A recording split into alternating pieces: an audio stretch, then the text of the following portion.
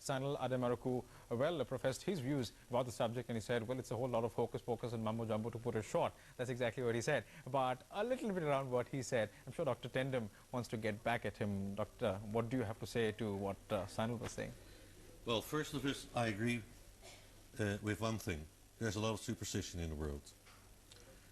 Second, I cannot comment on this case he's talking about because I don't know enough of that.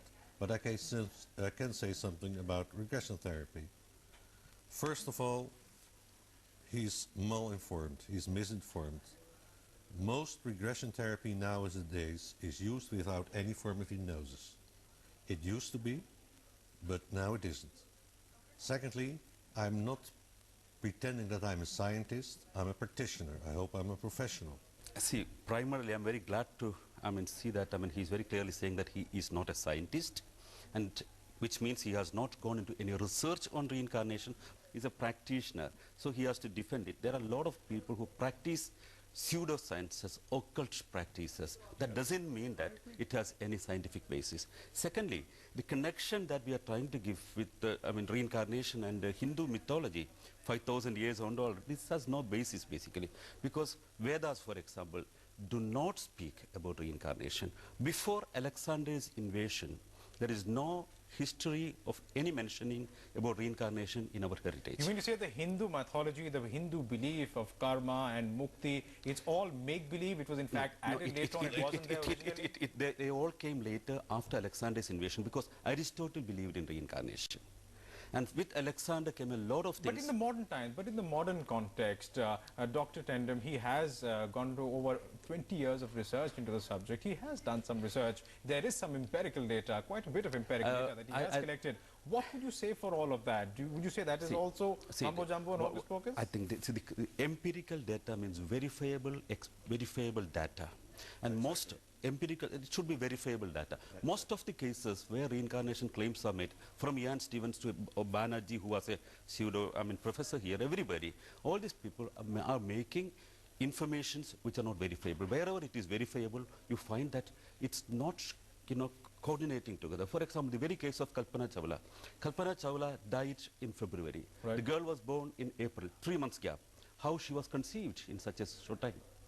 The very facts, nobody is verifying. So there was somebody who claimed that it was a reincarnation of Dr. Sanjay. Tendam has agreed to the fact that there might be a lot of fakes, but then he's also said that there might be a lot of true cases out there. See, let us say open approach could be, let us take it for open verification. I have personally studied at least 300 cases of reincarnation last 25 years.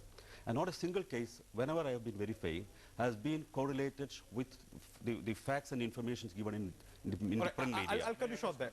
I'll cut you short there. You speak about open verification. Now, this debate can go on and on between both of you, because you both are on both sides of the divide, really. The divide of the believer, the non-believer, the practitioner, the non-practitioner, whichever you want to level it or label it. But the whole point being, in terms of an open demonstration of trying to prove both your points. Can he regress me, for example? Can you regress me, for example? I'm sure you'll not be able to regress him, but then can you regress me?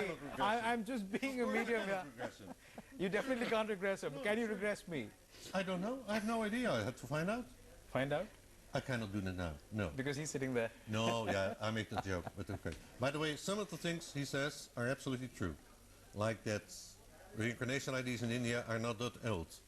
And there are some good scientific research that there is more chance that they came from Greece than that they were introduced in Greece from India. But I would like to say one thing, that there are two things. The fact that I don't present myself as a scientist doesn't mean that I have not been trained scientifically, and it doesn't mean that I don't see the importance of research.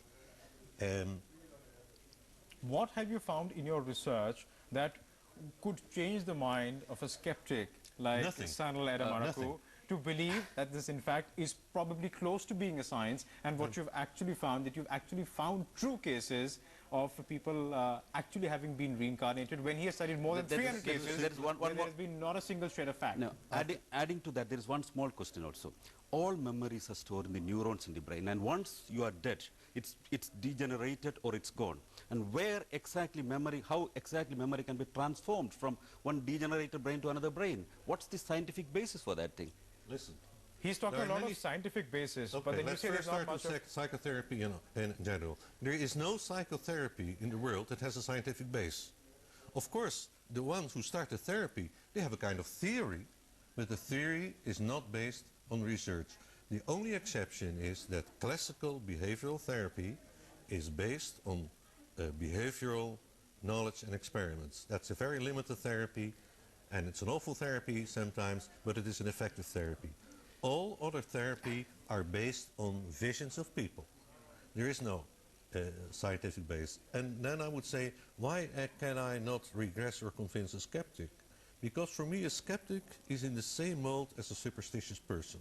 Superstitious persons, they believe in things without a shred of evidence. But then wouldn't that be Skeptics the don't truest believe. test? Wouldn't that be the truest and the biggest test if you can actually regress a skeptic and actually prove to him Also, on his face also, that I in have fact no regression need is to possible? No, I have no without need to prove questioning. anything. Without questioning, without skepticism, where is inquiry? Where is research? He says that a skeptic is as equal to a superstitious person, which means doesn't a skeptic for him is a person who is not believing. And what he wants is a believer, not a skeptic, No. not an inquirer, not a researcher. That means, the fundamental thing of the whole idea of regression therapy is another occult coming from the No, West. but then you also have to Nothing. give him some due credit. I mean, the explanations that Dr. Tendem offers, you have to give it some space in your mind to try and occupy No, some space. science- Only sci- then sci- maybe there is scientific- a possibility agreed, of moving agreed, forward. If you agreed. close your mind completely and you No, say that no, no. this is merely a science of the occult, Exactly, if you no. like,